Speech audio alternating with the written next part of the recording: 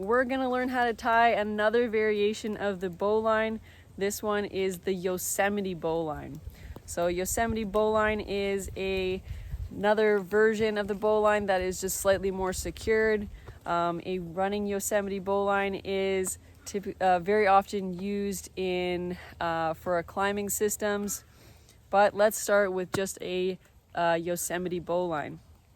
So just like we start our regular bowline, we have the working end of the rope, and again we're going to make that overhand loop in our hand nice and tight. This one we need a little bit more slack in our rope in order to complete that and Yosemite bowline. So make sure that you've got enough rope in your hand to complete the knot, depending on the size of the bowline loop that you're trying to achieve for this knot.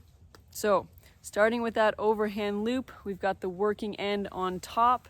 I'm going to come up through the bottom of that loop, again coming around the back side of the standing part of that rope, and then following it back down into that loop. Again, pulling a portion of that that bowline loop and the working end of that rope and the standing part to slightly set that knot. We don't want to set it fully yet because we need to finish off that Yosemite aspect of completing this into the Yosemite bowline. And now the important part here is that we have completed this bowline with that working end coming out the center of our loop.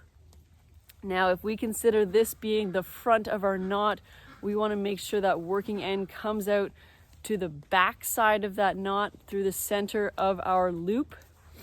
And now we're going to come around following that original loop, and it's going to follow it back up through our bite, following through that standing part of that rope. So here we have it coming out the back side. We're going to come around, capturing around, going back through that bowline loop, and then we're going to follow it through the back side here, up through the bite, and then we're going to set that knot.